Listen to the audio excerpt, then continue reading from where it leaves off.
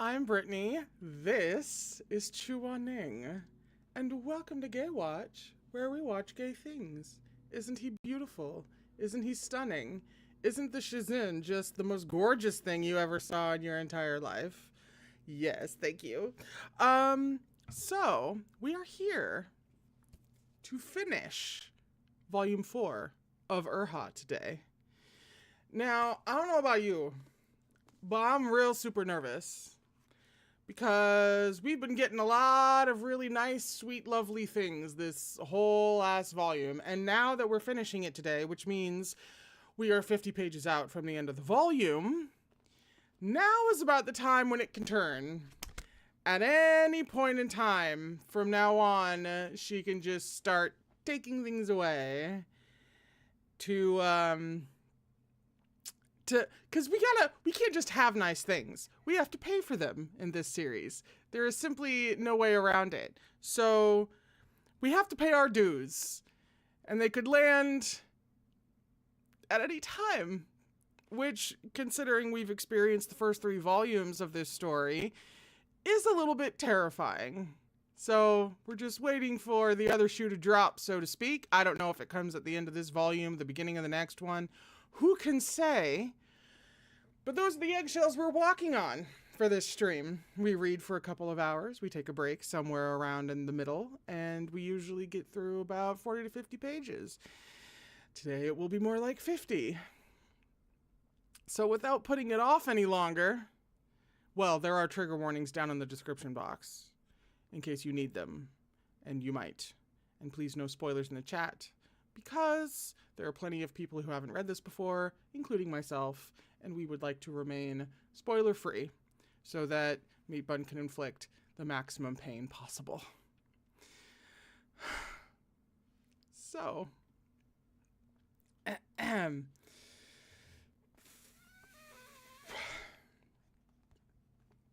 we're on page 337 for chapter 151, which is called Shizun, I Only Want You.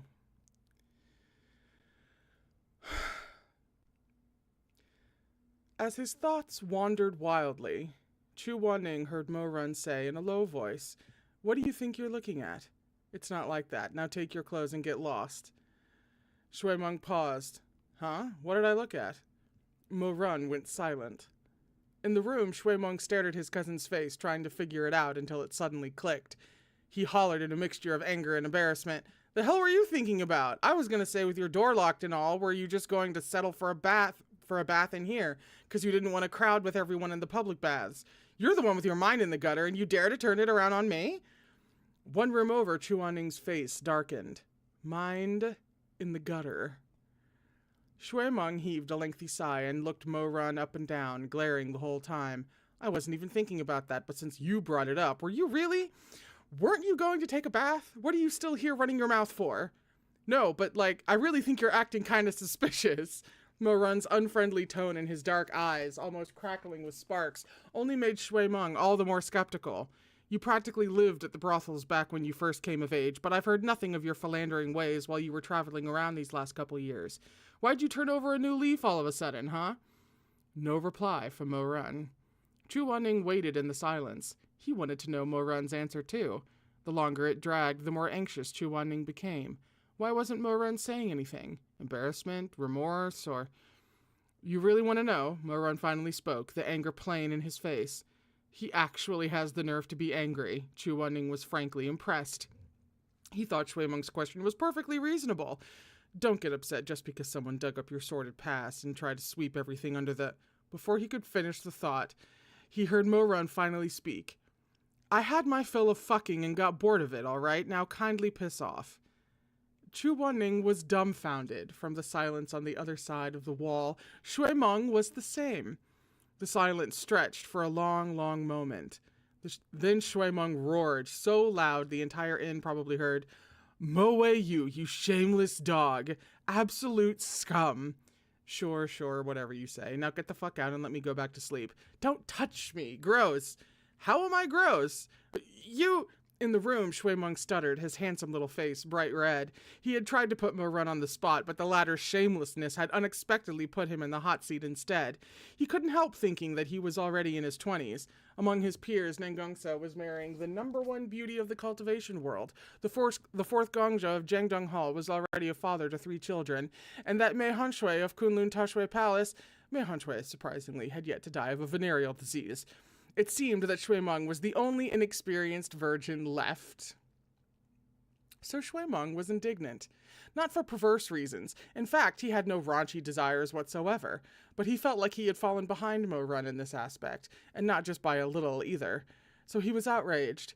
If Mo Run had avoided the question, if he had been abashed, Shui Meng probably would have felt differently. But Mo Run had only looked disdainful and impatient as he tossed out a "had my fill of fucking got bored." Young Master Shui couldn't take it. It was too much of a blow to his ego.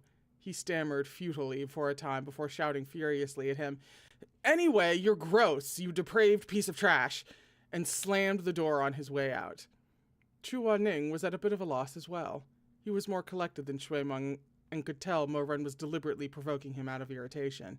Still, he couldn't help the tides surging in him, the rushing torrents that refused to recede. The man in the other room had used such crude words, spoken in a low snarl like that of a jungle lion, muscles strong and defined, breath steaming. That deep bellow shaping those vulgar words formed a hot, thick fire iron that jabbed right into his heart. Chu Wanning swallowed, eyes dark and gleaming. Mo Run had been admonished for going to brothels before, so Chu Wanning was abundantly aware that he wasn't some innocent like Shui Meng. But back then, Mo Run had not been so irresistibly alluring as to tempt him into giving it much thought, into imagining those kinds of scenes despite himself. Now that it had been brought up again, Chu Wanning couldn't help envisioning that body he'd seen, that steaming, sleek, well-built body in the foggy mist, a body that had once been tangled with those delicate, soft, and lovely boys, had once ravished those fair-skinned youths. He burned with anger, yet his heart felt tickled as if by a feather. Steeped in rage and yearning, the corners of Chu Wanning's eyes grew red, a tinge of high tongue in the black of night. Shui Meng returned to Mo Run's room. "Open the door." "What is it now?" "I got distracted arguing with you. Where are my clothes?" "On the table. Get them yourself." Holding his clothes, Shui Meng left in a huff. Things finally quietened down this time. Chu Wanning heard Mo Run's heavy footsteps, followed by a muffled creak from the bed. This time, he really unmistakably heard the man in the other room lie back down. He even thought he felt the bed shake as it supported that solid, fiery body. We can't have a single unhorny thought anymore. And it's kind of amazing. He felt parched and wanted to get up for a cup of water, but since he could hear Mo Run lie down, he knew Mo Run would definitely hear if he were to get up. So he stayed perfectly still, like one of the famous rocks of Mount Danxia. Danxia? Ice cold on the outside, but brilliantly vibrant within.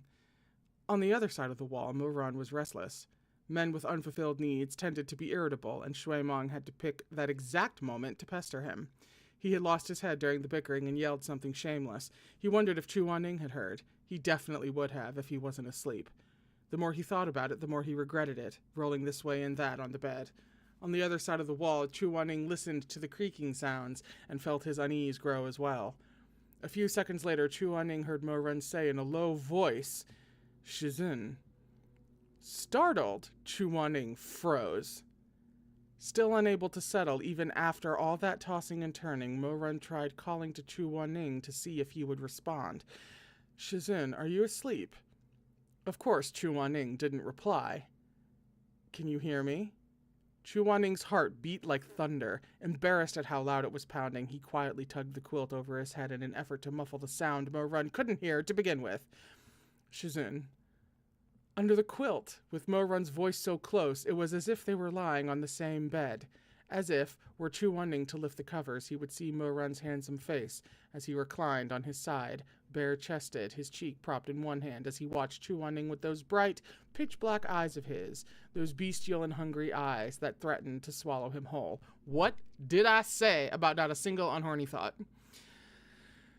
"Can you hear me?" Chu Wanning decided he would pretend not to hear. He knew well that Mo Run was asking in the hopes that he couldn't hear. Otherwise, it would be awkward for both of them tomorrow. In a low voice, Mo-Run called out to him several more times.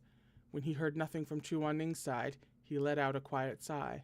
Thinking Chu Wan-ning really was asleep, Mo-Run felt relieved, but also a little wistful. He wanted Chu Wan-ning to pay him attention, but Chu Wan-ning paid him none, so he could only touch the thin wall between them, stroking it with calloused fingers, closing his eyes and pretending it was Chu Wan-ning's chest he was caressing. He pressed his heated lips against it, murmuring softly as if whispering against Chu Wan-ning's lips. "I don't want any of that anymore," Mo-Run said. "I only want you." He spoke so softly that Chu Wan-ning didn't hear at all. Bundled in the quilt, Chu Wan-ning's heart felt as hot as his face. A few minutes passed, then he heard a loud creak from the bed on the other side of the wall, as if the person on it was very agitated and had rolled over angrily. He heard him say, "Fuck!"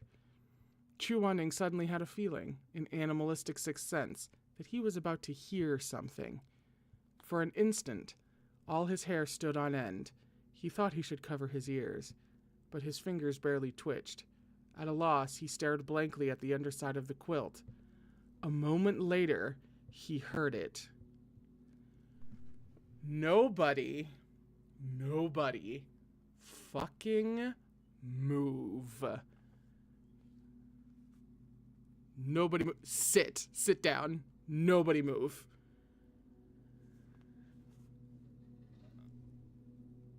Mo-Run was breathing heavily. There was a rhythm to it, heated and vigorous. Goosebumps rose all along Chu Wan-ning's arms. The sounds melted his spine and made his back numb.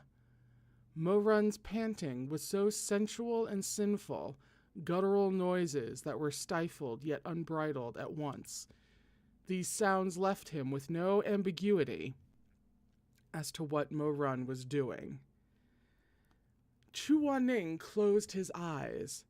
He felt like he couldn't breathe, his lips parted lightly, trembling. He remembered that erotic dream he'd had so many times before. In it, he'd seen Mo-Run's entire body exposed, nothing left to the imagination. Shutting his eyes only made it easier to imagine what was happening outside the cocoon of his quilt. It was as if Mo-Run was lying on his back right next to him, firm, toned body stretched out, light dancing in those dark, narrowed eyes. Mo-Run's hand reached down and unfastened his trousers, and that potent length sprang up. Chu Wan-ning didn't dare think too deeply about what that massive thing would look like, how swollen and red it must be, leaving it as a rough silhouette in his mind.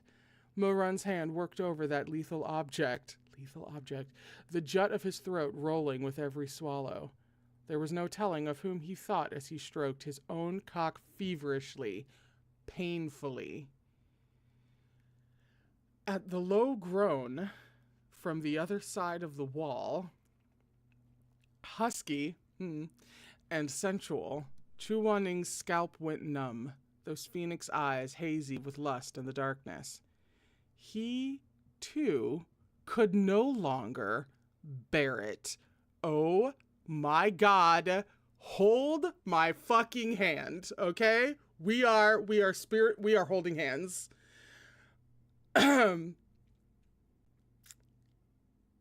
After a long, torturous moment, the Yuheng elder's fair, slender hand finally reached down and, trembling, took hold of his own burning arousal. That heft of it in his hand, hot and thick, brought both shame and pleasure. His head tilted back ever so slightly, and he suppressed a gasp. Under the cover of the quilt, he relinquished that exterior of cold virtue and drifted in the sounds of Mo-Run's heavy breathing, allowing himself to be dragged down into the ocean of desires. He handled himself roughly and clumsily, even hurting himself several times, until he really couldn't take it anymore and abruptly flung off the quilt. He got on top of it, rubbing and grinding against its fabric, long, slender legs trembling uncontrollably, phoenix eyes half-lidded behind loose strands of sweat-soaked hair, lips parted as he panted soundlessly. Perhaps being suddenly exposed to the open air made the noises clearer, or perhaps the heady arousal made the noises blurrier, but he seemed to hear the sound of something slick. He thought it was coming from Mo Run's side beyond the wall, but when he looked down, he saw that his hardness was leaking at the tip, smearing across his hand and making those unbearably lewd sounds. Sweet Jesus God in heaven! There's art. We'll get there. We'll get there. We'll get there. Are you still holding my hand? You should still be holding my hand, okay? Chuaning felt his cheeks blaze with heat. He turned his head away from the wall so that it would feel like Mo Run was lying naked beside him, and they were stroking one another in mutual pleasure. Loftiness and reservations were left behind in his lust-addled state, and all he knew was the harsh breathing from across the wall and the intoxicating friction beneath his body. His lack of experience left him defenseless against carnal stimulation, and every inch of his skin felt aflame. Just as a well that stood dry for 100 years longed for water, Chuaning craved the touch of another warm body. As the pants from across the wall quickened, Chuaning felt his heart burn and his body grow pliant. His legs were on the verge of giving out. The sheets beneath him were already wet with fluid. Blearily, he thought that this was all so ridiculous, that he really shouldn't, but he couldn't help it. It felt too good. In all his years, he'd never tried doing this, didn't even know that anything could feel this pleasurable. When he'd gotten himself off in Yuliang village, he had been tormented over breaking his abstinence for the first time, had loathed and been disgusted by himself. But this time, across a wall from the person he liked, listening to the stifled sound of that person's heated breathing, he suddenly no longer found these carnal matters so ugly. He allowed himself to float in the ocean of desires, to feel pleasure rather than revulsion. A few errant locks of hair fell over his teary, heavy-lidded eyes. His gaze lost focus, and for some reason a bizarre vision flashed before him. Or perhaps not a vision, but the strange, all-too-realistic dream he'd had in the past.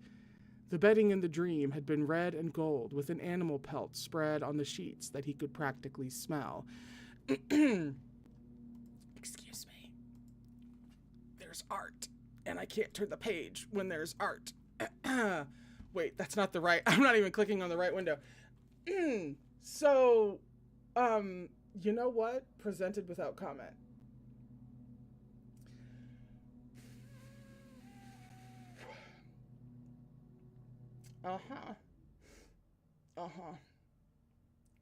Is this happening? I'm not entirely sure this is happening. Are we sure this is happening? You couldn't convince me, and I'm the one reading it. He'd been face down on that bed, as he was now. I can still see my face, thank you. Forehead sheened with sweat, lips slightly parted, hair similarly undone and loose over his eyes. The candle had been left burning, and the man behind him drove into him fast and rough, their legs tangled. He could clearly feel the man's body, muscles taut with pleasure. The sheets and blankets were in disarray. The man panted sensually and hoarsely as he thrust in and out, and Chu Wan-ning could hear him say, "What are you holding back for? Make some noise for me." Dream overlapped with reality. Chu Wan-ning gritted his teeth and tilted his face away, refusing to make a sound even as the heat built low in his belly and his need grew until it was nearly unbearable. He closed his eyes, and his hand below moved yet more roughly. He closed his eyes, but he couldn't unsee those erotic dreams. The man thrust in a few more times, then cursed under his breath and pulled out. He forced Chu Wan-ning to turn over, and in the candlelight, Chu Wan-ning saw a handsome, lust-filled face. Mo Run's face. Seeing Mo Run so clearly in the dream only intensified Chu Wan-ning's arousal and torment. He shook his head in shame, trying to free himself from the vision, but it was useless. He heard Mo Run's panting across the wall, low and throaty, just like the cruel yet tender man in those dreams. Despicably, Chu Wan-ning recalled further details of that dream. Mo Run, flipping him over and pressing his still wet cock to Chu Wan-ning's entrance, which was clenching down spasmodically, uncontrollably from such thorough use. Its massive head rubbed against his opening, dipping in enough to tease, but no further. Within the inn, Chu Wan-ning's other hand fisted tightly in the sheets. Shameful. It was too shameful. How could he possibly dream something like that? He'd never looked at any of those things. So how could he dream so vividly of such affairs, as if his body really had experienced such fevered yet frenzied, ugly yet intimate encounters? Could this be the bestial nature carved into the bones of every human? In the dream, Mo Run's eyes shone, his expression sinister and avaricious. Holding out on me? You really think biting through your lip to keep quiet will save your purity? I've fucked you so many times. What's the point in struggling? You're the one who willingly let me fuck you. You're the one who willingly submitted to me. Stop, Chu Wan-ning murmured, both in the dream and in reality. How loud in reality? Can you qualify, please? How exactly loud in reality? Did we just say this?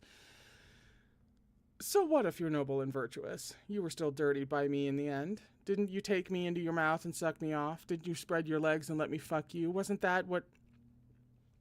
what leaked out but from between your legs my gift to you? Pure? Don't be stupid. That word has never applied to you since the day I bedded you. Stop talking. Pure no longer. Pride ripped apart like his robes. You should see what you look like down here. Mo Run's gaze dragged downward, like a dagger eviscerating the man beneath him until his eyes landed on that This is when we get to know each other real well, because I'm just generally not a fan of certain clenched things. On that quivering clenched hole, still sticky from their earliest union, traces of blood visible amidst the other fluids. His eyes darkened and the jut of his throat bobbed as he swallowed. Then he swore under his breath and took his engorged cock in hand. He pushed slowly into that twitching entrance, stretching it ruthlessly open, inch by quivering inch. It was strange, but lost in his memories of that dream, Chu Wan-ning felt as if he really could feel a thick, hard staff of flesh tearing him apart, filling him. Mo Run sank all the way in, so deep his balls were pressed tightly against Chu Wan-ning's entrance, as though he wanted to shove them in too. His massive length filled Chu Wan-ning to his limit, pulsing inside him. He was sure he couldn't take one bit more of this violation. Was it in the dream, or in reality? A moan finally escaped his throat, jolting Chu Wan-ning out of his trance. The mirage dissipated in an instant, fading like mist. The last thing he saw was Mo Run driving into him fast and rough, the two of them fucking frantically atop the bed as he heard Mo Run say between heavy breaths, voice raw and heated, "If you were a woman, I would have knocked you up long ago, the way I fuck you like this every day. Our child would be quite the abomination, don't you think?" Shame, arousal, beastly desire, human nature. Inside the inn, Chu Wan-ning turned over, trying to shake himself free of the filthy scene in his mind. He felt aggrieved, and the rims of his eyes were tinged with red. Why was this happening? He never used to have dreams like these. He'd never looked at anything he shouldn't. He'd never even seen a pornographic drawing, so why should he have such ridiculous wanton dreams? What would he do if anyone were to find out? The memories of that dream receded, but the bed in the other room suddenly began to rock. Mo Run had been working over his cock for quite a while before Chu Wan-ning had even begun. The heat had been building this whole time, and he was so close to the edge. Mo Run couldn't help but buck his hips, thrusting upward. He'd gone without for so long that when he came, it was with a low, guttural roar. The muffled sound sent heat spiraling down Chu Wan-ning's spine. Eyes teary and red-rimmed, he stroked himself roughly and followed suit soon enough, coming all over the bedding. He'd never experienced such an intense climax, and he couldn't help the low shout that tore itself from his throat as he came, gasping. His vision blurred with his release. Chu Wan-ning couldn't understand how he'd managed to fall into this sticky, messy love. Unable to summon any strength, it was all he could do to lie there, eyes unfocused as he panted quietly. He rejected carnal desires, but he'd willingly fallen in love. And when desire and love wove together, passions of the flesh seemed less unacceptable. So his response this time was different from the frustration and despair he'd felt in Yuliang village. The shame was still there, but it was washed away by the tender feelings in his heart, drowned by pleasure and arousal. Chu Wanning suddenly wanted nothing more than for that wooden wall between them to vanish. He wanted Mo Run, sweat-soaked and panting as he was, to reach over and press his hot, heaving chest against his back, to kiss his shoulder and mouth along his neck. As he lay there limply, staring off into space, Chu Wanning thought that, if only this were so, then everything would be perfect. He would be content.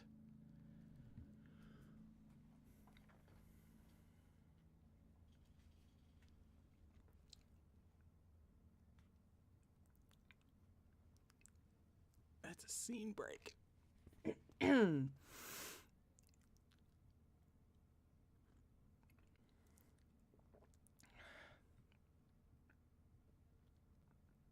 I just had the horrifying thought, somewhere amidst all of that, that it's technically, I guess, the odds are not zero that one of the things that rips our hearts out at some point could be like Chu Wanning remembering somehow, even though it was a rebirth, not a past life. So it would be kind of strange how to remember or put in the memories, or I guess have Chu Wanning find out somehow. I'm not exactly sure how that would work world building wise, but she could figure out a way to do it if she really wanted to. And I'm very deliberately not looking at the chat right now. But the thought occurred to me as Chu Wanning was wondering, like, how did he dream all of these things? How is that possible? He's never seen anything and all of that. That she could play that card at some point, and that's a really that would be really mean, and Meat Bun is really, really mean. So there's that. And then there's also, now we have the lingering question of, in the couple of sounds that Chu Wanning made, did Mo Run hear them? It's not exactly clear. It's not specifically clear. There wasn't a line in there that said, and Mo Run heard nothing, even after Chu Wanning vocalized some stuff. I guess we'll find that out if it's relevant. If you didn't hear anything, we'll never hear about it again.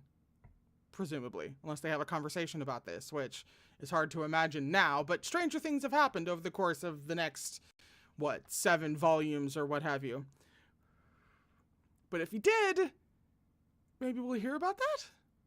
Like really soon? Like if we get back into Mo Run's head? Maybe he could have a thought about that? That would be nice. I need to know. I gotta know.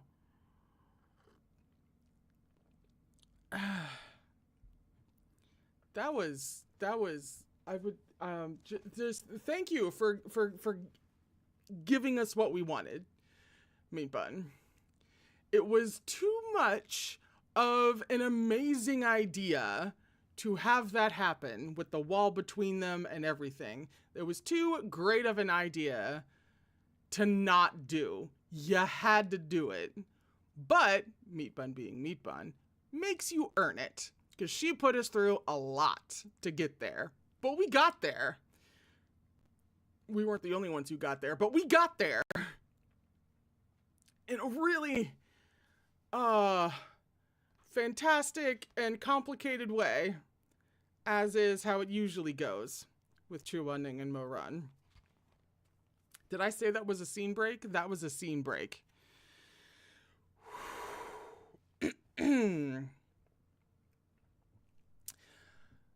Mo Run rose early the next day. He knew that this was Lin Yi and Chu Wanning wouldn't like the food here. The inn didn't offer much in the way of mild dishes, so he set off for the Western Market and bought some ingredients, intending to borrow the inn kitchen to personally cook a few things for his shizin.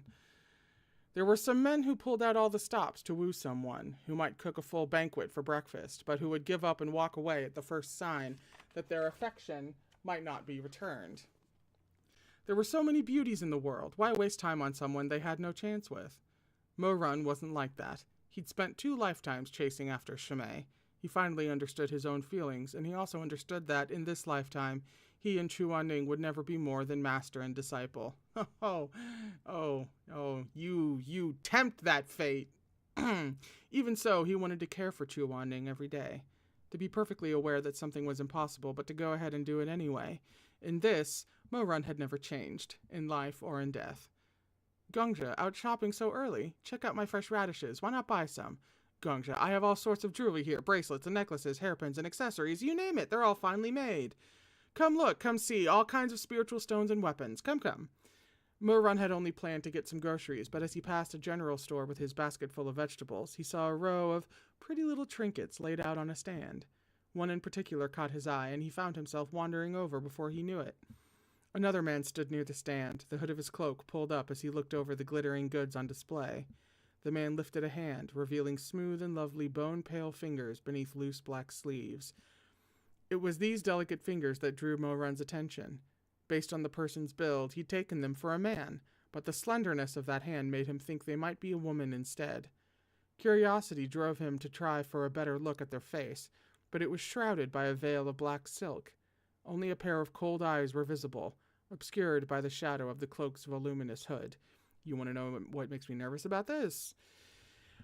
It's this sentence. Based on the person's build, he'd taken them for a man, but the slenderness of that hand made him think that they might be a woman instead. For some reason, that, to my brain, that could also apply to, we think, the reborn person, assume it was a man, but could be a woman. I can't remember how the voice was described when there was the scene with Mo Run and the reborn, presumably Feiko Chen situation. But now I'm nervous. I don't know, I'm nervous in general. Their eyes met. Out of habit, Mo Run smiled. The cloaked person swiftly retracted their hand, which had been reaching for a spiritual stone on the stand. From the corner of his eye, Mo Run caught a glimpse of a ring on that pale thumb. It was patterned with a silver serpent covered in intricate scales. He felt he'd seen this pattern somewhere before. But just as he went to take a closer look, the person tucked their hand back into their sleeve. They cast Mo Run an indifferent glance, then turned and left without a word. What a weirdo, Mo Run muttered. Then again, Rufong's sect's young master was getting married, and wedding invitations had been sent out en masse. All sorts of peculiar people had been gathering in Linyi of late, so it wasn't so strange to see someone cloaked from head to toe on the street. The wind chimes hanging from the store's back door rang, and the curtain rose and fell as the shop's mistress came out. Mo Run mentally discarded the matter of the black-robed person and pointed at an enchanted item on display. Smiling, he asked, "How much for this one?" Fuck! Shit. They did something to it. And there was probably a lot more that just happened there that he doesn't remember. Shit! Fuck! Crap. And then now he's just gonna buy it? Fuck. All right. That's the end of the chapter, by the way. She really didn't waste any time, did she? Fuck. Oh, God. Okay. We're on page 353 for chapter 152, which is called Shizun. Look, it's Mei Han Shui. Nothing to see here. What terrible things could possibly happen in this chapter? The shopkeeper was preparing to open for the day and had just released the door bolt with a yawn and a languid stretch. Her bleary eyes beheld the tall, handsome stranger standing at the entrance to her store, bathed in the light of the morning's brilliant sun. An individual of such elevated bearing, tall and straight as a mighty pine, ought to be carrying a blade and walking coolly through the city streets, heedless of all around him. But this dashing man was smiling brightly, all soft dimples and gentle thick eyelashes. In his arms was a bamboo basket, filled not with spiritual stones or cultivation scrolls, but fresh fruits and vegetables, vibrant red apples, plump white radishes, and verdant green celtis, leaves dew-laden as they peeked over the rim. Light danced off the crystalline droplets and reflected onto his handsome face. The shopkeeper froze mid-yawn as she stared blankly at his vision of tender masculinity standing before her. She blinked, but stood dazzled for some moments. "Ma'am?" "Yes, hello. What would you like?"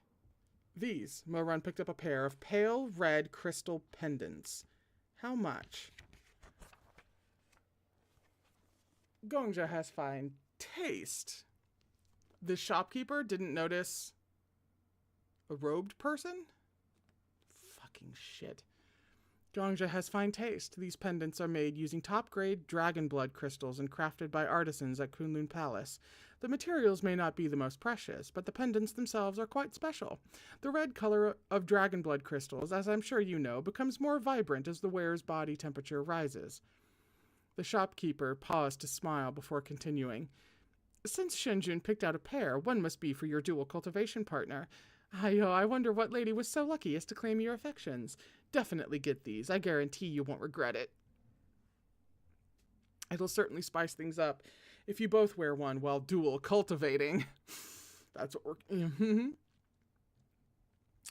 Mo-Run had been drawn to the pendants because dragon blood crystals had a warming property excellent for people predisposed to catching cold. Such a thing would be perfect for Chu Wanning during the winter. But his heart skipped a beat at the shopkeeper's words. He imagined how Chu Wanning would look, oh Jesus, dazed by pleasure with that pendant swinging from his neck, glowing scarlet from the heat of its wearer's body, red as a bead of blood quivering at the tip of a blade. He cleared his throat. "I'll take the pair. Please wrap them up for me." In order to not arouse Chu Wanning's suspicion, Mo-Run bought gifts for Shui Meng, Shui Jingyang, and Madame Wang as well. When he returned to the inn, he put down his bundles and withdrew the small paper packet holding the dragon blood crystals from inside his sleeve. The droplet-shaped pendants had already turned crimson from the heat of his body. He picked one to leave in the package and hung the other around his neck. Then he straightened his collar, making sure the pendant wasn't visible, and rewrapped the other. As he patted at his lapels, he noticed his heart was beating a little fast. After all the preposterous things he'd done in his past life, he was surprised to find himself flustered over a small secret hidden under his clothes. "For me?" Over breakfast, Shui Meng held the sword tassel Mo-Run had given him, looking like he'd seen a ghost. "I'm so nervous." "What are you giving me this for? Trying to make up for yesterday?" Unaware that Chu Wanning had been awake and overheard last night's exchange, Mo-Run remained perfectly calm, not batting an eyelid. I'm going to take that as he didn't hear anything. The same could not be said of Chu Wanning. He grabbed his cup and gulped down a few mouthfuls of cold tea in an effort to cover his unease while he schooled his expression into one of neutrality. Mo-Run replied with a grin. "What do you mean? You're the one who started it. I grabbed the tassel because it looked nice, and I thought you'd like it." He paused, then added, We rarely travel together like this, so of course I gotta buy some souvenirs. I got things for Shizun, uncle, and aunt as well. Just some trinkets, nothing expensive." "Us too?" Madame Wang seemed quite surprised. "I got aunt an agarwood..." Agarwood? My mouth did not want to say that. "Cosmetic box and a pendant for uncle's fan."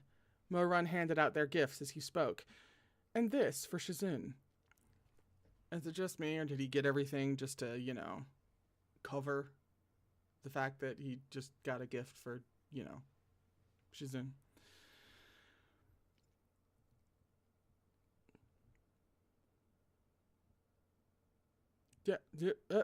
Hello. "And this for Shizun." He handed Chu Wanning the dragon blood crystal pendant. Chu Wanning eyed the red crystal. "What is it?" "A pendant." Mo-Run's palms felt hot and sweaty. "Dragon blood crystals are a product of Lin Yi and have warming properties, so I got one for Shizun to keep warm." The crystal was inexpensive but useful, so Chu Wanning accepted. "Thanks." "Don't mention it. Won't Shizun put it on?" Chu Wanning glanced over at Mo-Run but did not see through his disciple's selfish, intimate motive. He put it around his neck without a second thought. The pale red crystal glistened brilliantly. Shui Meng, watching all this, piped up. That looks nice. Better than my tassel. Where'd you get it? I want to buy myself one, too. They don't have any left, Mo-Run replied. They only had one in stock. I couldn't even get one for myself. He lied like a liar. Like a husky liar. Disappointed, Shui-Meng picked up his sword tassel and looked it over, then turned to look at Chu Wan-Ning's pendant once more, mumbling, "No way, this stuff's supposed to be common in Lin Yi. I'm gonna ask Nangong So when we get to Rufong sect. I bet he has a whole mountain of it." Mo-Run paid him no mind. He was too busy watching Chu Wan-Ning. He was antsy. Chu Wan-Ning hadn't tucked the pendant inside his clothes next to his skin, but left it hanging on the outside instead. After biting his tongue for a while, he said, "Shizun, the pendant isn't meant to be worn over your clothes." "Hmm? You have to put it inside." He leaned over to tuck the pendant in for Chu Wan-Ning, but he moved too close too fast. The heat of his breath burned Chu Wan-Ning's ear, and he was unceremoniously shoved away. Chu Wan-Ning's features were cold and stern, lashes lowered over downcast eyes. But Mo-Run had gotten a close look this time. Chu Wan-Ning's ears were pink as a high-tongue blossom, pitiful and adorable. Mo-Run wanted to kiss one, to put that trembling petal between his lips and suck. But he was also somewhat surprised. Why was Chu Wan-Ning blushing? He hadn't done anything inappropriate. Was arranging the pendant for him such a big deal? As he mulled it over, he suddenly remembered the words he'd just spoken. "You have to put it inside. Thank you. Thank you." With the way that these two men currently are, they look at the broad side of a barn and descend into sexual fantasy, let alone something as pointed. Mo-Run momentarily froze, and his face turned red as well. If not for his tanned complexion, he'd probably be even redder than Chu Wan-Ning. He swore he hadn't meant anything suggestive when he'd said that. Then astonishment set in.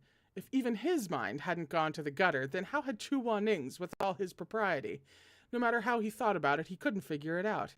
Even when Chu Wan-Ning, ears pink and face glum, stuffed the pendant into his clothing without a word, Mo-Run was still none the wiser. That wooden wall, no thicker than the width of a few fingers, had blocked Taisha and June from so much the night before. He'd missed the ripening of the first high-tongue fruit of spring, missed a Chu Wan-Ning made of flesh and blood, who'd stumbled into the muddy swamp of carnal desire.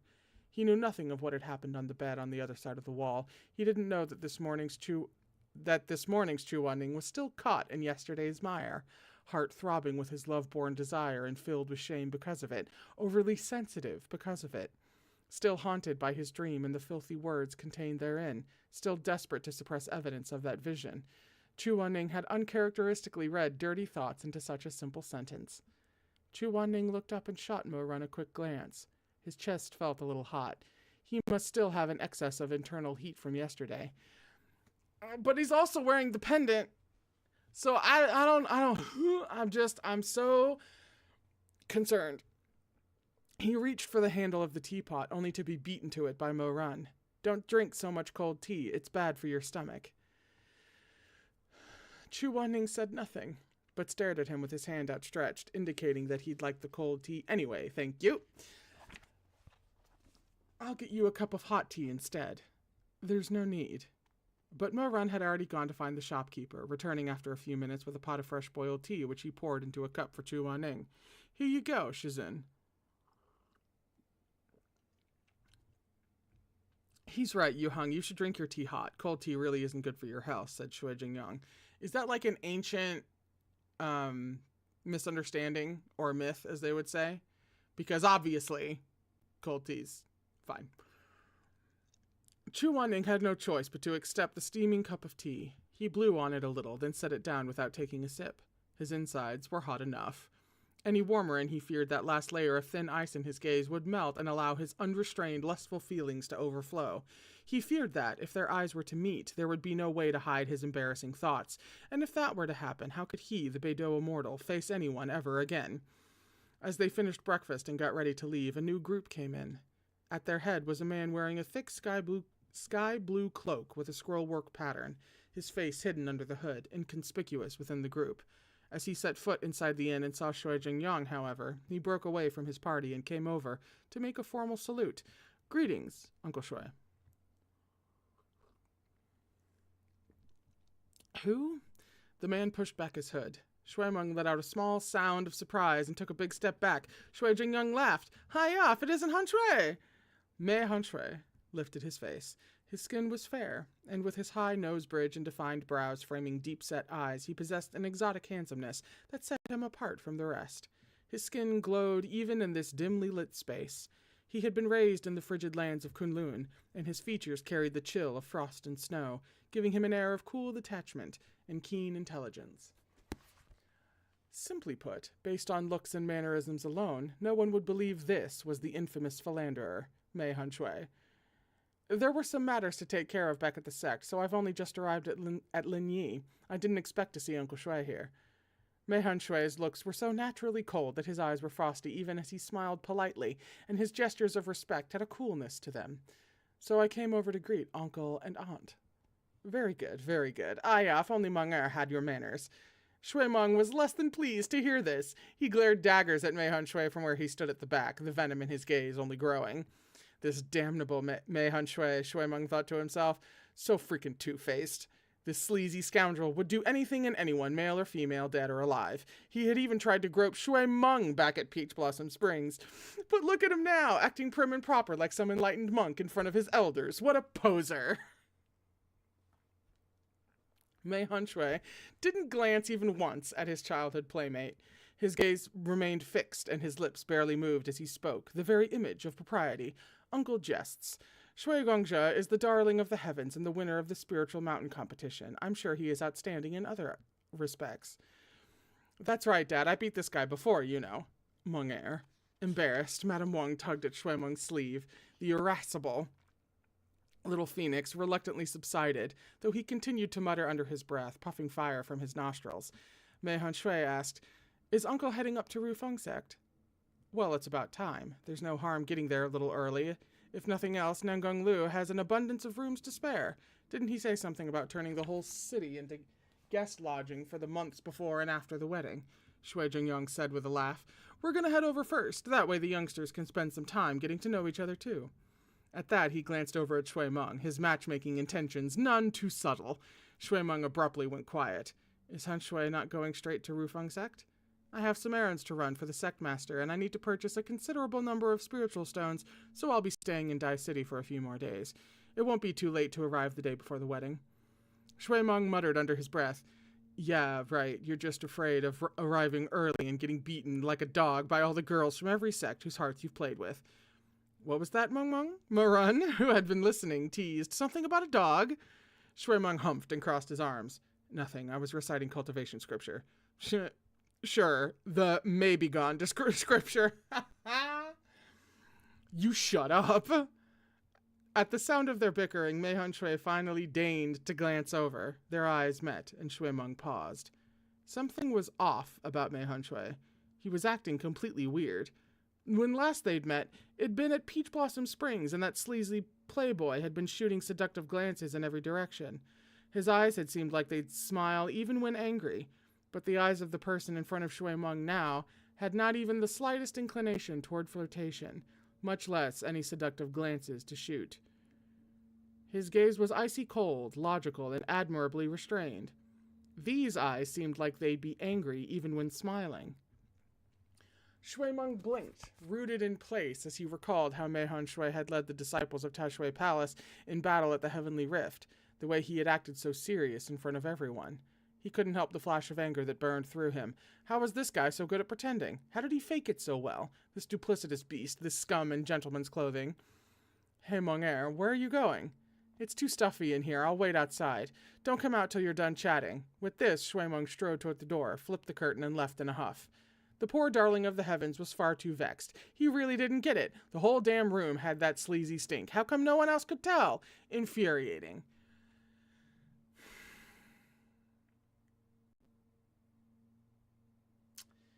That's the end of the chapter. But I'm...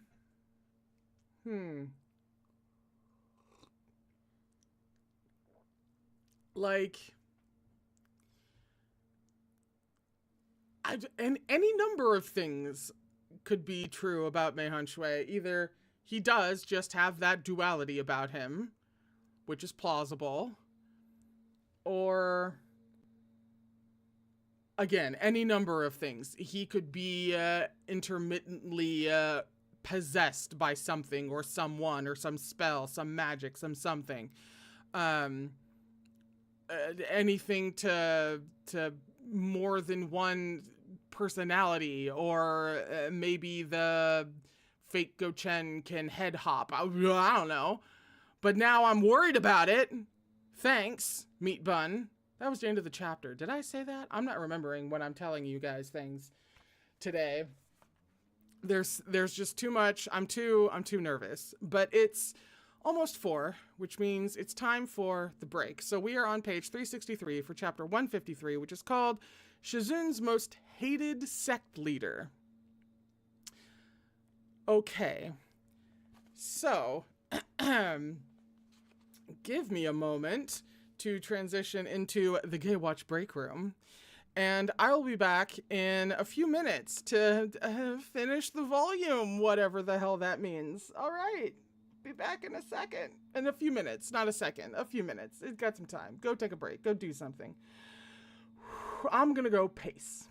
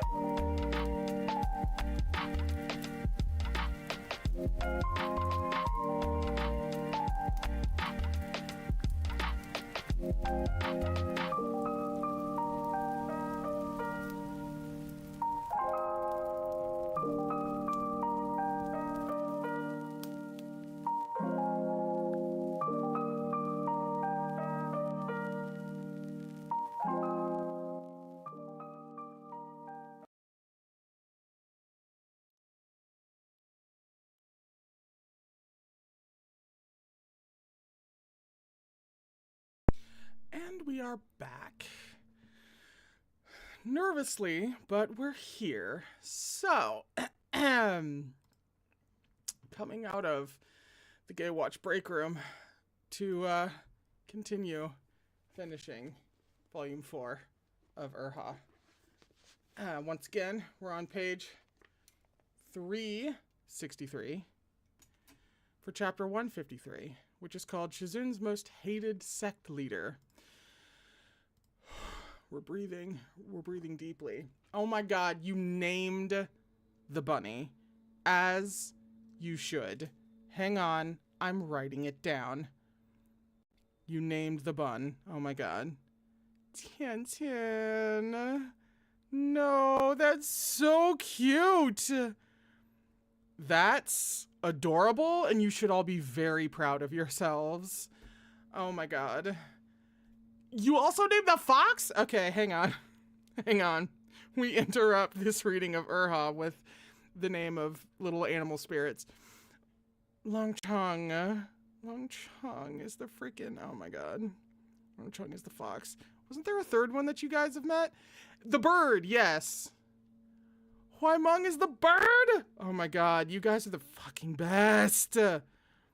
No, I am such a fan of y'all. Huaimeng. That's so wholesome. Okay. Ah! Oh man. Oh man. That's genius. Alright. Well, now we have to now we're gonna cycle through all my favorites, obviously. Anyway, actually wait. Did I just hear a cat meow?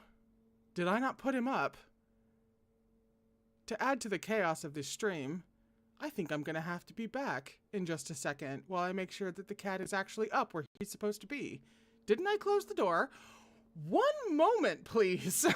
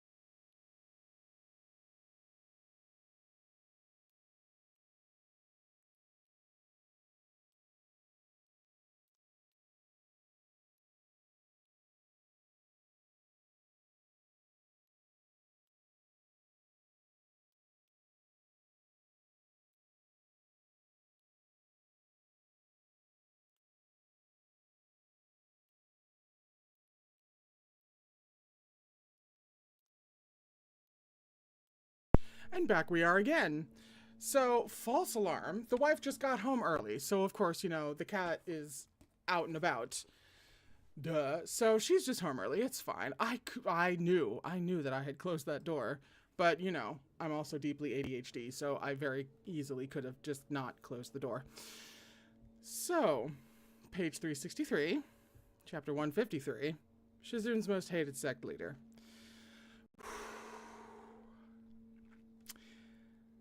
Mad as Shui Meng might be, the group from Xisheng Peak still needed to be on their way. After bidding farewell to Meihon Shui, they left Dai City, heading north and traveling for an hour until they arrived at last at the foremost sect in the world, Linyi Rufong sect. Rufong sect, as its name implied, was situated within Linyi. Within this vast city were 72 manors of varying sizes, built in a continuous stretch. Each manor oversaw its own massive estate, so large that it would take an hour to travel across it on horseback. In fact, each of these manors was considered a city in its own right. The 72 cities of Rufong sect each had their own duties and clear-cut rankings. It was worlds apart from the hodgepodge melting pot that was Xisheng Peak. The two were in different leagues.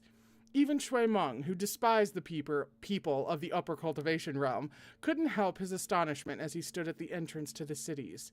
Rufong sect was said to be the epitome of the elite, privileged, and upper class. It seemed truer words had never been spoken. The city they'd arrived in was the main city, which was also the largest metropolis within Rufong sect. Its buildings, white-walled and with black-tiled roofs, extended toward the skies, and the gates on the cardinal walls of the city were each flanked by towering, lofty watchtowers on each side. The main city gate was painted red and adorned with gold, and its road was at least 15 feet wide, a grand thoroughfare that stretched into the distance, and which was paved with chi refinement stones. With this, one could accumulate spiritual power by simply standing on the road. Although the effect of each individual rock was minimal, enough grains of sand would amass into a tower. Each one of these rocks cost over 1,000 gold. Jesus Christ. Must be nice, being rich, Shui Zhengyang marveled. Madame Wang chuckled. If you had the money, would you also pave a chi refinement road for Xisheng Peak? Nah, I would pave a public square in every village in the lower cultivation realm. These rocks are full of spiritual power and can ward off minor ghosts and monsters. If every village had a square like this, its people would have a safe place to shelter during an attack till our disciples could get to them. Shui Zhengyang made some tallies on his fingers, then shook his head. Too bad we can't afford it.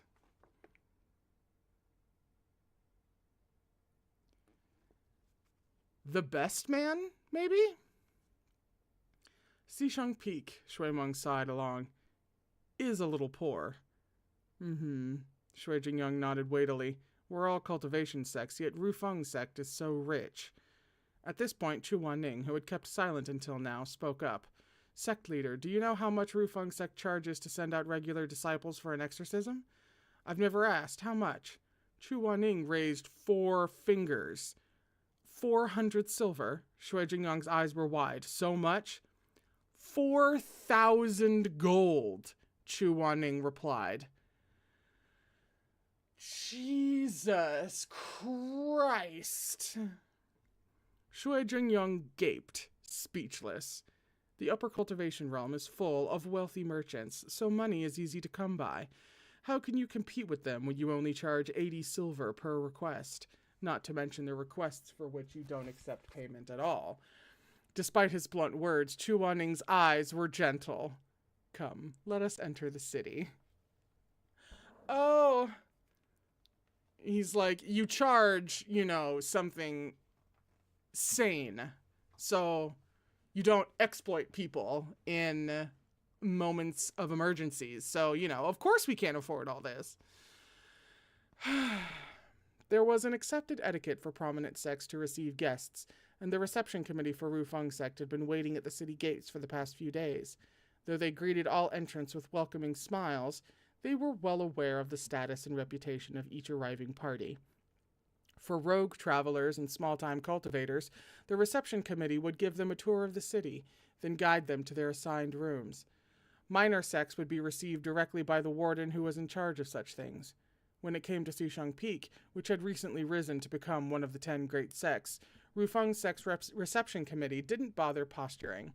They were invited directly into a reception room to await the arrival of Rufong sect's leader, Nangong Lu, who would come to personally greet them as esteemed guests just as soon as he'd wrapped up his business. The air was thick with the fragrance of ambergris incense, the carpet on the floor so plush their feet sank in deep, and the reception room was abloom with tender, stunning camellias. One plant with 8 blossoms, each of a different color, was called 8 Immortals Crossing the Sea. Another, bearing white petals with flecks of red, was called Blushing Maiden Clad in White. Yet another, with fine red veins spreading across the petals and leaf, was called Delicate Beauty Reclining. Shui Jingyang knew nothing of such things, but Madame Wang was aware that every single plant here was a cultivar of the highest quality. That comes with a footnote. The names of these camellia breeds are a reference to Jin Young's novel Demigods and Semi-Devils. Specifically, these breeds, among others, are listed in an exchange between Duan Yu and Madame Wang in Chapter 12, henceforth obsessed. Huh? Wait, did I do that thing again? Sometimes when I encounter a footnote, I just know that was genuinely at the end of the page, but sometimes when I see a footnote, my brain will just be like, so we're done with that page, and wind up skipping stuff. Shui Meng was as clueless as his dad. He spotted a charming camellia with a pair of black dots on its soft petals, and, intrigued, he reached out to touch it. Don't, Chu Wenning said. Why? Chu Wenning only shook his head. Madame Wang sighed and answered, Precious treasures are a delight to the eyes. A flower like this sells for tens of thousands of gold. Fuck. Aghast, Shui Meng pulled his hand back, then dejectedly sat down in the plump cushioned, Taishi chair? He thought about the rankings book he'd found at the bookstall and how furious he'd been when the list of the 100 richest heroes had excluded him. Now he realized the book hadn't lied. It was like his forehead was stamped with one giant gloomy word. Poor. Well, you know, being not uber wealthy doesn't make you poor. But, I mean, how old is Shui Meng? Him not realizing this? Valid. That reminded him. Where had the book gotten to? He hadn't had the chance to finish flipping through it before it was lost. Before long, a curtain of red coral and freshwater pearls clacked as 2 elegant and dignified lady cultivators from Rufong sect stepped in, their snow-silk celestial robes aflutter. One stood to the left and one to the right as they raised the beaded curtain. They lowered their eyes and curtsied, announcing in voices songbird sweet, "The esteemed sect leader has arrived." A man in his 40s strode in with a broad smile. He had a plain, somewhat bookish face, the kind easily forgotten in a crowd. Beyond the fact that his skin was exceptionally fair, his appearance was unremarkable. The instant he opened his mouth, however, Mo Run almost spat out the tea he'd been drinking. "Hiya, Sect Leader Shui! Sect Leader Shui! This humble one has been gazing at the stars, gazing at the moon, waiting for the moment your esteemed selves would finally call on Rufong sect. Look at you, dashing and spirited, mighty and magnificent, a hero of the world, matched by no man. Excellent and fantastic. Your mere presence illuminates my humble abode. Good, good, good." Shui Meng and Mo Run looked on, speechless. Although he was the leader of the foremost sect in the world, and although he was addressing the leader of the one ranked bottommost among the 10 great sects, here was Nangong Lu, obsequious and effusive, crying out "good" thrice in a row, each more fervent than the last. His liberal praise naturally pleased Shui Jingyang a great deal. No, sect leader Nangong is too gracious," he beamed back. "This humble one is not merely being polite. From the bottom of my heart, I am truly envious of sect leader Shui.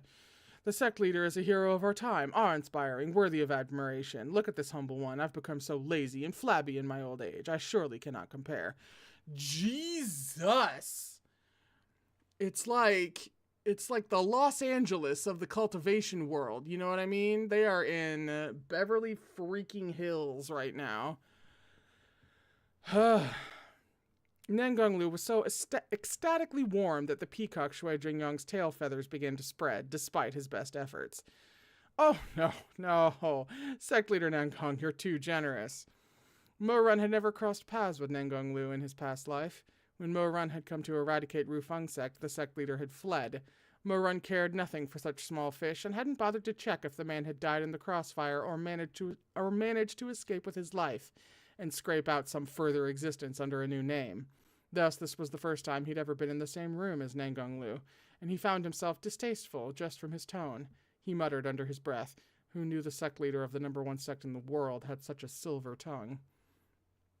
Silver's not quite the material that I would call it, but... Shui Meng heard him, and, in agreement with his cousin for once, whispered back, "You're right, that's what you call a real silver tongue. His words are so flowery I can barely smell those expensive blooms over the cloying sweetness." Satisfied with his praise of the elder, Nangong Lu moved on to the offspring. "Ayo, is this not the darling of the heavens, little Shui Gongzhi?" Shui Meng might have been the dirt-poor young master, but he was not lacking in spirit. He cupped his hands without much enthusiasm. "Sect leader Nangong. Truly a gallant youth, handsome, incredible. Look at his nose, those eyes, my, the spirit, truly, like father, like son." Shui Meng was struck speechless. Nangong Lu turned back to Shui Zhengyang. "Shui Xiong, this humble one is ever so envious of you. What house in the world has a scion with half the mettle of your boy? I must say, there are so many outstanding young people in this vast cultivation world, but vanishing few who can match this son of yours."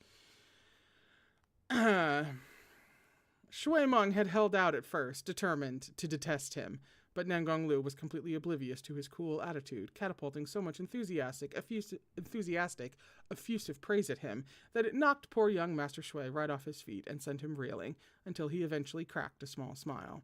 When he once more turned to whisper at Mo Run, he said, "This sect leader Nangong might be exaggerating a bit, but he speaks the truth." "No." "What truth?" Mo Run looked sidelong at him in amusement. "That there's few who can match you." "What?"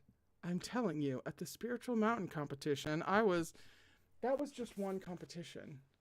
Many of the rogue cultivators didn't participate. Did you really think the world's greatest would be found in that tiny scuffle of a competition?" Damn! I mean, cut his legs out from under him. Shui Meng flushed and was silent for a long moment before eventually grumbling indignantly. "Forget it, I know you're just jealous." Were he younger, Mo Run would have kept teasing him. Yet now that the words were on his tongue, he felt there was no point in arguing with Shui Meng and that competitive, narcissistic personality of his. So he nodded with a grin. Fine, I was jealous. You're the best." However, when Mo Run glanced back at Nangong Lu, the smile in his eyes faded completely. Many different types of villains walked this earth. Oh shit. Oh, okay, hang on. Some were heinously depraved, their sins so grievous that all the world would clamor for their execution. Then there were those who were remarkable in another way. With their silver tongues and peerless talent for bootlicking, they could be rotten to the core and still not garner public scorn. In Mo Run's previous life, he was the former. Yet the ones he despised most were not those righteous few who'd fought against him. He didn't hate Mei Honshui. He didn't hate Shui Meng. He didn't hate Yo Wangshe. And in the case of the last, he even admired and pitied him. The ones he despised most were those like Nangong Lu, an ass-kisser who would kneel on the ground and lick another's hemorrhoid so long as there was something in it for him. Fuck. Ugh. A hemorrhoid sucker, even. Oh! Ooh. Chu Wanning had been standing by the window since Nangong Lu's entrance, looking out at the organized rows of houses and splendid sights of Rufong sect. The winds were brisk at this altitude, and the soft, scented curtains that hung in the window drifted gently, obscuring Chu Wanning's figure in their gauzy haze. The fervent friendliness on Nangong Lu's face froze momentarily, but he quickly recovered and headed toward the window. "Chu Zongshe." Chu Wanning did not turn. His expression was indifferent as he said, "Sect leader Nangong, surely we know each other well enough that there's no need for introductions." Caught on the easterly breeze, the silk curtains, as soft as spring waters, brushed persistently against Chu Wanning's face. Irritated, he raised a hand to block the offending curtain, then said mildly, "You can dispense with the pleasantries." Nangong Lu smiled. This humble one only wanted to greet Chu Zongshe since it has been so long since we last met. Zongshe, must we be so distant? "I came for Nangong's sake." Chu Wanning still didn't turn his head. "Not for yours." "Seer will be delighted to see you. Even if you didn't take him as your disciple, you were his first teacher after all. After you left, he often told me how he missed you." Chu Wanning made no reply. Encouraged by the lack of pushback, Nangong Lu continued, Zongsha, your impassioned and righteous actions at Butterfly Town during the events of the Heavenly Rift were inspirational. Though Master Huizui aided your return to the living world, I imagine you have yet to fully recover? Rufong sect has specially prepared 20 soul-nourishing pills of the highest quality for you to thank you on behalf of the entire cultivation realm, so please do accept Nangong Lu. Chu Wanning finally looked at him, but the way he addressed him had changed as well. He released the silk curtain and turned, his straight-backed, slender silhouette bleeding into the light streaming in from the window. His eyes were ablaze, his brow frigid, and his gaze terribly threatening. Do not place me on a pedestal. How can Rufong sect speak on behalf of all the cultivators in the world? Quite some nerve you have. The corners of Nangong Lu's mouth twitched, though he managed to keep his smile in place. At length he said, still smiling, There's no need to be like this. Shui Jingyong knew there was bad blood between Chu Wanning and Nangong Lu. In fact, this was something known to the whole of the cultivation world. When Chu Wanning was 15... All right. The tea is incoming. Whew. When Chu Wanning was 15, Nangong Lu had invited him into the sect as a guest master, provided the utmost hospitality, and treated him like a god.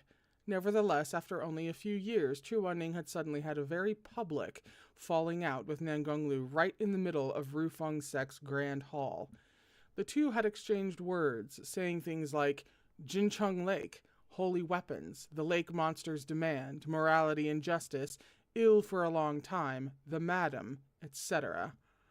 All who witnessed the argument were left at a loss. What they did know was that at the end of it, an enraged Chu Wanning had slammed his hands on the table as he got up to leave. He had a stipend of this is someone's talking now. He had a stipend of tens of thousands of gold and received thousands of spiritual stones and talismans every month, but he refused to take so much as a single copper piece. He stood in the hall right in front of everybody and took off the Chankun pouch tied at his waist, returning all those riches. Then, glowering and speaking not a single word, he removed that fine Jane headpiece Nangong Lu had given him to welcome him as guest master, letting his hair fall, and returned the headpiece to the reception official.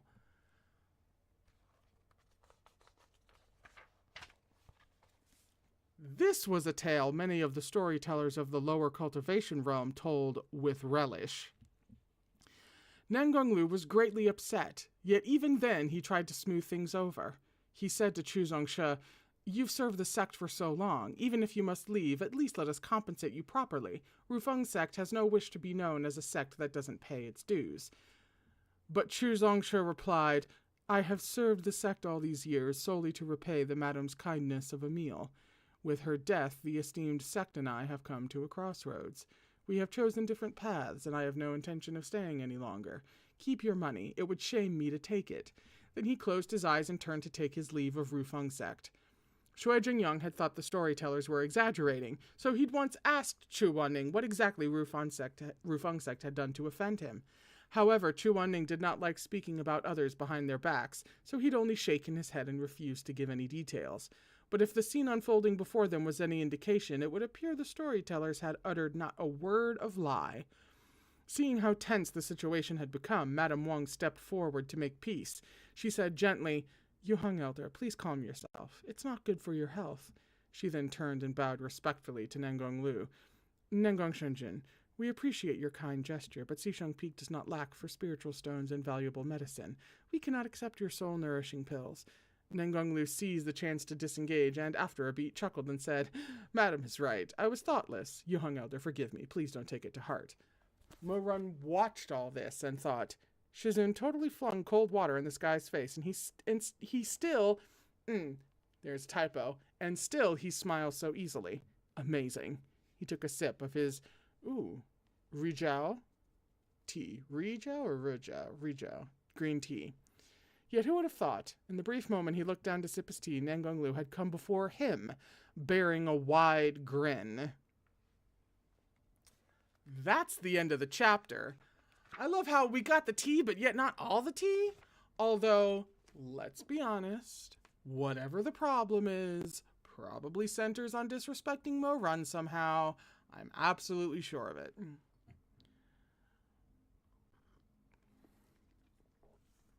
We are on page 375 for chapter 154, which is called Shizun. I'm off to look for Yewang Shi.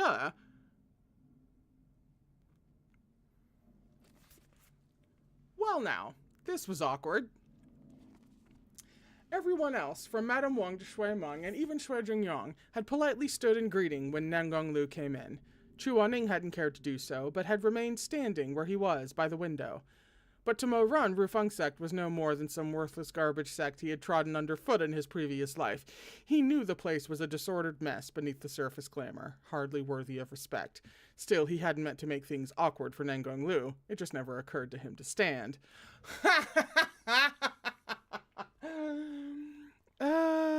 It was quite the strange scene. Nangong Lu, the host and elder, stood with an amicable smile, face not at all angry, but full of warm familiarity. Mo Run, the guest and junior, reclined languidly in the Taishu chair, with his legs crossed and a piping hot cup of tea in his hand. Shui Jingyong hadn't paid any attention to what Mo Run was doing, but as he turned to look now, he couldn't help his mortification. This boy really had no manners. And you must be the famed Mo Zongsha that everyone talks of these last few years. Setting the lid back on his teacup, Mo Run lifted his eyes and replied, "That's me.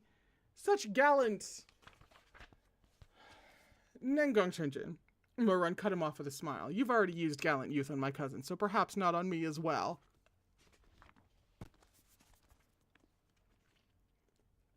He spoke courteously, with an easy tone and a warm smile, but the words were anything but. Nor did he bother to stand. In fact, after casually saying those words, he lifted his teacup once again, scraping the celadon lid against its rim, and blew at the gently rising steam. Lowering his gaze along with those long, dense lashes, he returned to leisurely sipping his tea. He was young, handsome, tall, and poised. His attitude and mannerisms gave the impression that he was the true master of Rufong sect, the one who stood at the apex of the entire cultivation realm, while Nangong Lu was no more than a dog perched by his seat. Mo Zongsha is quite right. This humble one simply couldn't think of a better phrase due to my own ineloquence, so that can't be right. Mo Run put down his teacup and looked up with a faint smile. Nangong Shenjun has had no end of praise to dole out since entering this room. If you aren't a smooth talker, who out there is?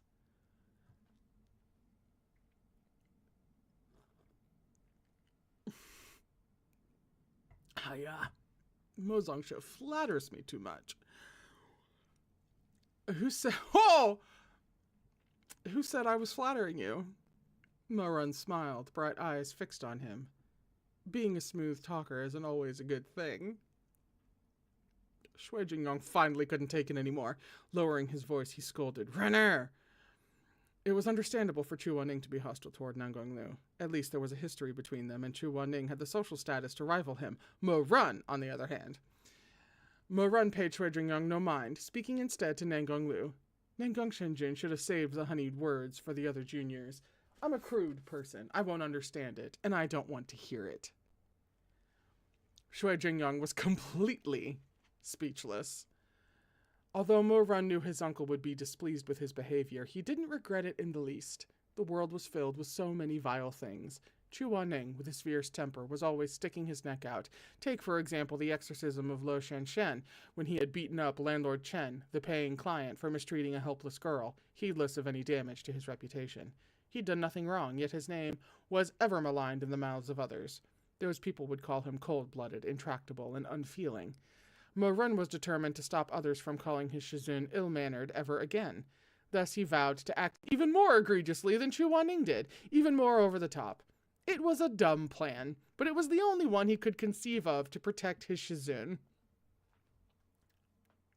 It's not like he was dumb. While the other three in the room accepted Nangonglu's flattery and favor out of politeness and decorum, Mo Run did not, nor was this determination a spur-of-the-moment decision. Since the day he learned that it had been Chu Wanning who carried him from that bloody battlefield on his back, crawling when he could no longer walk, ever since he'd laid eyes on that human soul in that bowl of wontons in Mungpo Hall, ever since he'd traveled to the depths of the underworld to bring Chu Wanning back, Mo Run had vowed to stand with Chu Wanning for as long as Chu Wanning would have him. It's the Lanwangji of it all, you know? Nangonglu had run into 2 walls in a row. Any other sect leader would have flipped his lid and kicked them all back onto the street, but Nangonglu did no such thing. He acted as if it never happened, cheerfully chatting with Shui Jingyong, until Shui Jingyong couldn't take the embarrassment and pulled him aside to quietly apologize for not getting his nephew in line. Nangonglu laughed it off. It's expected for a youngster to be bold. I think it's a wonderful thing that Mo Zongshi is so forthright. After the meeting with Nangonglu, Rufong disciples led the party to the courtyard where they would stay for the duration of the wedding. Mo Run sneezed the whole way there. Shui Meng turned to look at him. Maybe sect leader Nangong laid a curse on you for all that mouthing off just now. Shut it. More like you got cursed. Mo Run's eyes were watery. Oh, he's sneezing. I can't handle such strong incense. That room back there, the incense really was too unpleasant. Shizun. This poor man is sneezing all over the place. Chu Wanning furrowed his brow and disdainfully passed him a handkerchief. How unsightly. Wipe your face. A teary-eyed Mo Run accepted the high-tongue embroidered handkerchief with a grin. Shizun is so kind to me. Thank you, Shizun. Chu Wanning was a little flustered. Who's kind to you? That's right, Shui Meng piped up, unwilling to be second. Who's kind to you? I'm clearly the one Shizun is kindest to. Mo Run taunted him. Aren't you a little too old to be making a contest of that? He turned quite serious and held up the handkerchief. See this? Shizun said he'll make me one just like it. Do you have one? Mortified, Chu Wanning snatched the handkerchief back with lightning speed as he snapped, Mo Wei Yu. Shui Meng momentarily froze in shock, then flew into a rage. Yeah, right, as if anyone's gonna believe Shizun would make you a handkerchief. Keep dreaming. Shameless. Thus, chatting and bickering, they arrived at the lodgings Nangonglu had arranged for them.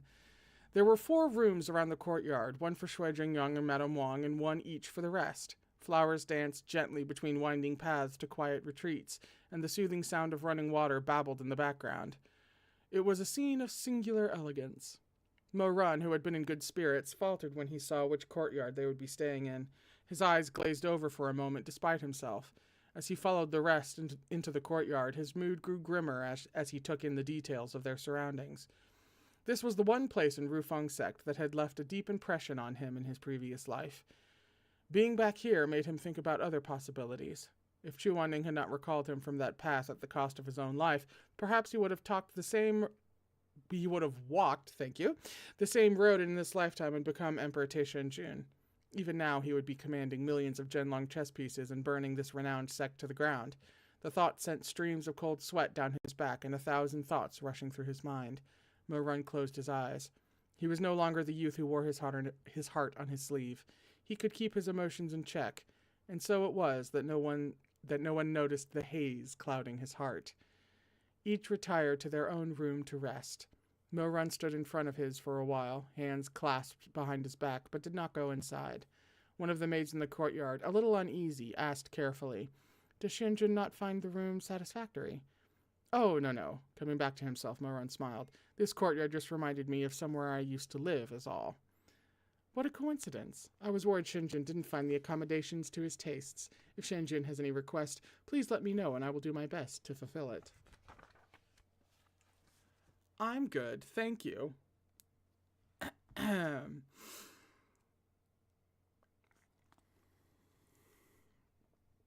Mo Run replied with a smile. He looked up at the 100-year-old osmanthus tree in the yard, its trunk so thick he could barely wrap his arms around it. The dancing shade of its foliage swept across his vision like ghosts from his past. His eyelashes quivered minutely, and melancholy flooded his chest. He spun around and called out to the maid who was leaving, "Wait!" "Yes, Shenjin?" Mo Run hesitated. "I wanted to ask about someone. He paused, and when he lifted his eyes, his gaze was torch bright. Do you know of actually, never mind. Let me ask about someone else instead, Mo Run said. Do you know where I can find Ye Wangshe? Ye Gongshe is Elder Shu's direct disciple, the maid answered. He lives with him in the same courtyard. Shenjun can find Ye Gongshe there. Mo Run secretly let out the breath he was holding. The last time he'd seen Ye Wangshe had been at the restaurant, where Ye Wangshe had begged Nangongse to go back with him, and Nangongse had refused. Back then, Ye Wangshe had said, "If it's my presence back home that's upsetting you, then I'll leave and you'll never have to see me again." To be honest, Mo Run had been worried about Ye Wangshe. He felt that the man had suffered enough in the previous lifetime. To Mo Run's mind, Ye Wangshe was not unlike Chua Ning. Both were people of morals and conviction, though one was reserved while the other was fiery. Yet neither met a good end. He regretted the past and had hoped Ye Wangshe would be better off in this lifetime. He was relieved to hear that Nangongse hadn't been so heartless as to chase Ye Wangshe off, in truth. Elder Shu's courtyard was called Farewell to 3 Lifetimes, the name supposedly taken from the phrase, "One sip of Mongpo's soup bids farewell to 3 lifetimes of memories." It meant that life was fleeting, and that it was best to forget that which ought to be forgotten instead of wallowing. All would be forgotten in death by the time one got to Naihe Bridge anyway. How pessimistic. No wonder Ye Wangshe had turned out so repressed you couldn't beat a fart out of him. What a clever parrot. How interesting. Now recite this. 1 bowl of rice, 1 scoop of water in a humble alley. That comes with a footnote. From the Analects of Confucius, 1 bowl of rice, 1 scoop of water in a humble alley. Others would not have been able to endure such a hard life, but Hui is happy all the same. Praise be to Hui, which extols the virtues of being content with a simple life. A guard had gone ahead to announce Mo Run's visit and his intentions. Mo Run had scarcely stepped around the partition wall when he heard the languid, teasing voice of a man from within. He took a few more steps and saw the speaker standing in the sun-drenched courtyard. He looked to be in his early 30s and was dressed in a robe so humble it sported a few patches at the corners of its sleeves. Despite the chill, he wore no shoes, but stood barefoot on the cold stone pavement with a handful of sunflower seeds, teasing a snow-white parrot with blue eyes and a long tail. The parrot flapped its wings as it rocked side to side on its perch. It seemed pleased with itself as it sang loudly back, 1 bowl of rice, 1 scoop of water, and a humble alley. Oh, that's what we were doing. Not bad, not bad. You're smarter than little is it Yeze? I think it's Yeze. Than little Yeze, which comes with a footnote. Ya Yeze, Ye Wangshe's Ye means leaf, and this pet name literally means little leaf. No. He wasn't nearly this clever when he was young. Couldn't memorize this bit no matter how he tried. The man fed the parrot some seeds. Here, treats from Daddy. Ooh. I have some rather lovely art here, actually. Mo Run stared, speechless, calling himself a bird's daddy. Did that make him a bird brain, then? When the man turned and saw Mo Run beside the partition wall, he cracked a sunflower seed between his teeth and spit the shell. Then he suddenly beamed. It was a bright smile, yet hints of something disquieting lurked beneath. Under the radiant sunlight, he projected an air of breezy nonchalance. Mo Zongshe, Mo Run, yes? He smiled. Pleased to meet you. Mo Run returned the smile. Same here. With pleasantries duly exchanged, Mo Run took a closer look at this man's face. He looked vaguely familiar, as if Mo Run had seen him before, during his slaughter of Rufong sect in the past life. Was he... Yifu, you're running around without shoes again. A familiar voice rang out, a remark of such little import, but one that was thunderous to Mo Run's ears. Mo Run whipped his head around to find Ye Wangshe striding in through the moon gate, tall and slender as ever, with a gentle expression softening his features. He walked straight over, holding a pair of yellow satin shoes, which he sat down at the man's feet. Yifu, Ye Wangshe's foster father. Through the thrumming of blood in his ears, Mo Run could hear the cries and screams from a lifetime past, the clang of sword against sword, the thunder of battle drums. Yifu! A face marred with bloodstains burst through his memories. Ye Wangshe crying and screaming, voice splitting the heavens. Okay, so before we crack that open, Look at this beautiful art, though. Oh, wait, that was not the right screen to bring up. Hello. Look at this beautiful art, though. Like, the light. Really?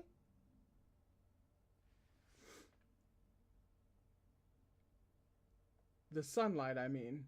Like, that's so pretty. I don't know what the hell he's about to remember, but that's so pretty.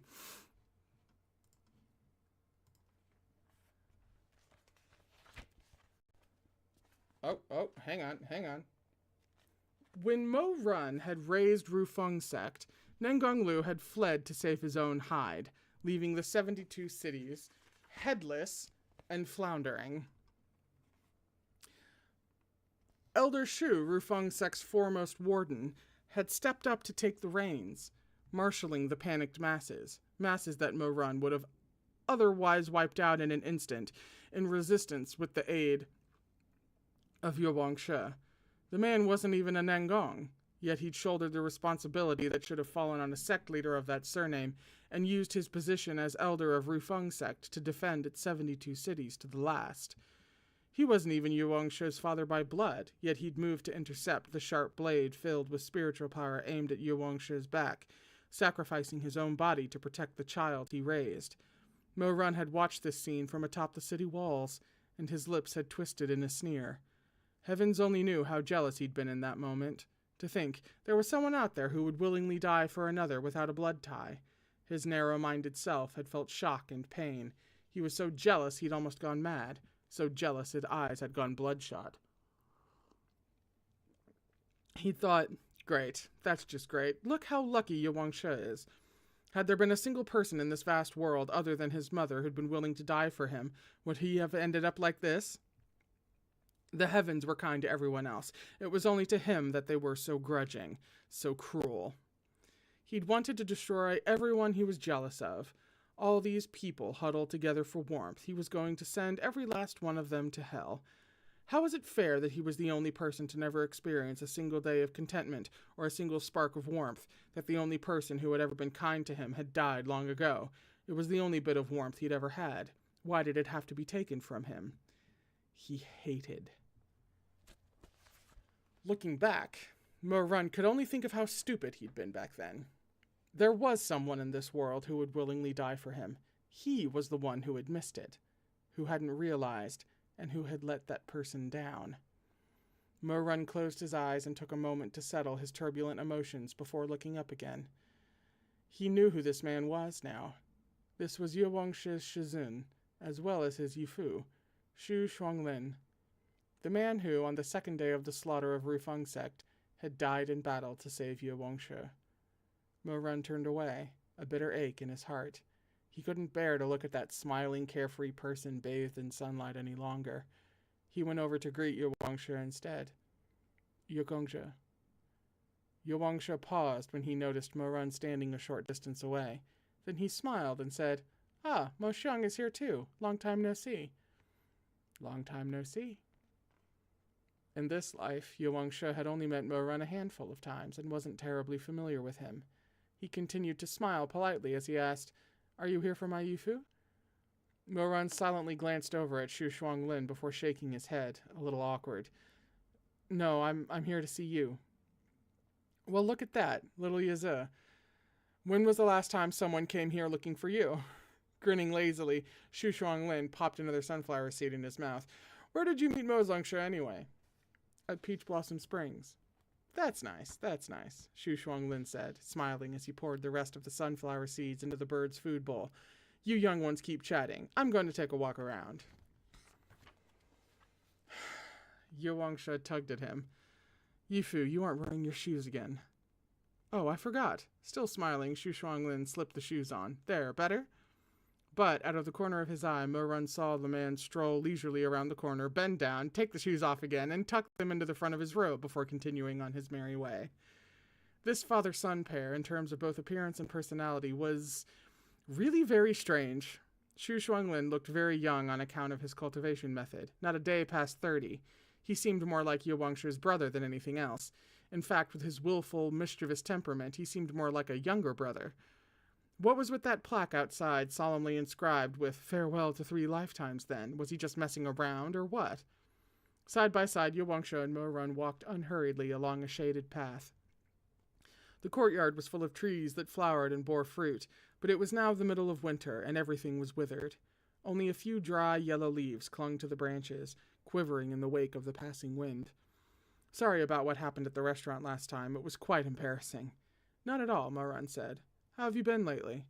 He regretted the words as soon as they'd left his mouth. Yawangsha wasn't the type to say anything, even if he was miserable. Sure enough, he smiled a small smile and said, I'm all right. And you? Pretty good. The two weren't close. Mo-Run had only sought him out because he remembered the sins of his past life, felt remorseful, and wanted to see for himself how this still living Yawangsha fared. But now that he was alone with him, he really didn't know what to talk about. Mo-Run knew many of Yawangsha's secrets, none of which were appropriate topics of discussion. He found himself with nothing to say. The two strolled in silence for a time. Yawangsha asked, How's Shiasini doing? Mo-Run was caught by surprise for a moment, then chuckled. You still remember that name? Impressive. His name is rather memorable. I suppose. Shiasini is here too. You can see him later. Yawangsha seemed bewildered. He's here too, but I don't think the sect leader would have invited. You don't know who Shiasini really is yet, do you? Mo-Run said with a laugh. Let me tell you then. It's a long story. So it was that he recounted the chain of events that had led to Chu Wanning becoming Shiasini. Yawangsha looked pensive for a while, then sighed. Mogongsha is very fortunate to have him as your master. And Rufong sect is very fortunate to count Yagongsha among its disciples. Yawangsha, a little embarrassed, replied with another small smile. Mogongsha is too kind. They arrived at a small red-painted pontoon bridge.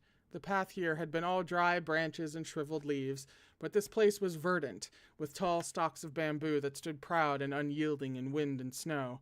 The waters of Rufong sect had been infused with spiritual power to prevent freezing, and the foot of the bridge was awash with the sweet tinkling of running water embraced by twin groves of lush green. When Mo-Run turned, he saw Yawangsha with eyes downcast, his gaze fixed on the sparkling stream and its reflected light dancing across his dark pupils. He was the same person, but the new weariness on his face was hard to miss. Nangongsa's marriage was indeed too cruel to Yawangsha. Mo-Run suddenly found it hard to stomach.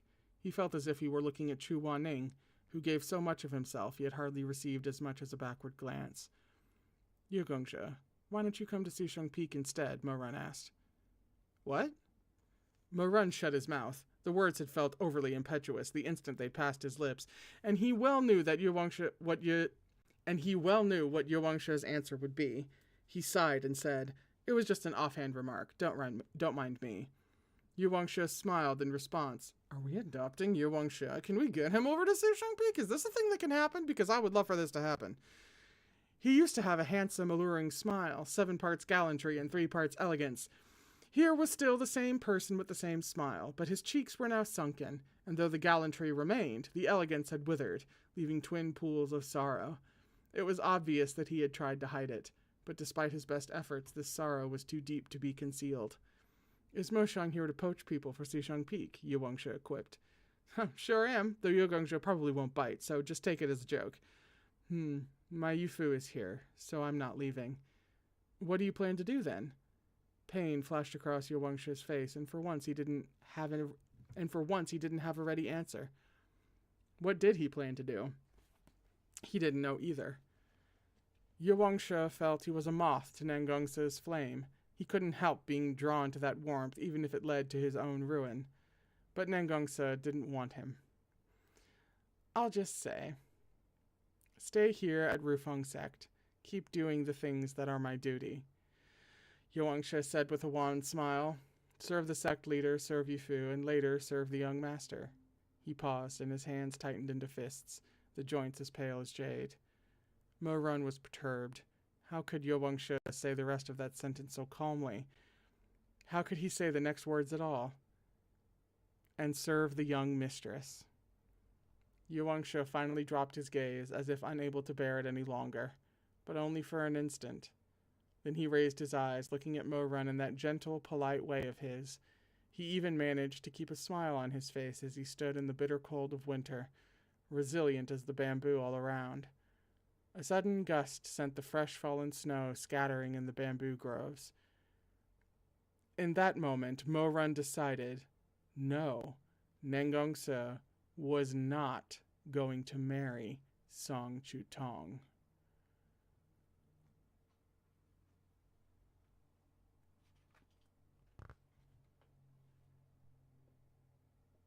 Ooh.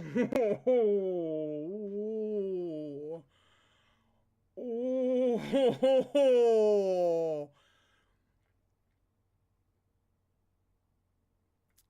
Ooh. Ooh. Oh, shit. Ooh.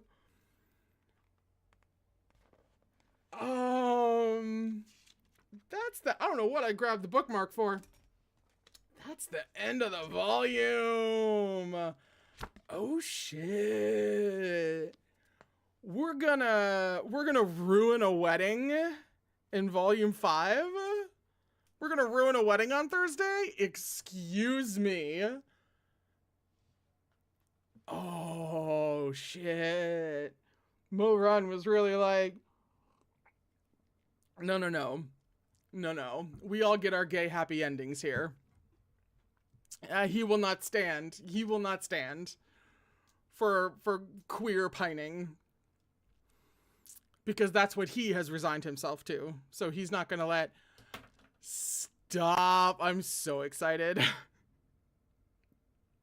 Mo Run is like, I can't fix my own queer pining love story that's going on. So I'm going to fix yours in the richest place in the entire cultivation realm. I'm going to wedge myself into... Ooh! Oh, damn. Oh, damn. Oh my god. Ooh, I'm excited. I didn't think this volume was gonna end with something like... I thought it was gonna like hint toward future devastation or something. I wasn't expecting like, oh, we're gonna ruin a wedding?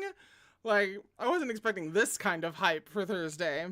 Ooh, but here we are. Okay, so that's it for volume 4 of Erha. We start volume 5 on Thursday. There is no break, so that we can finish it in time for...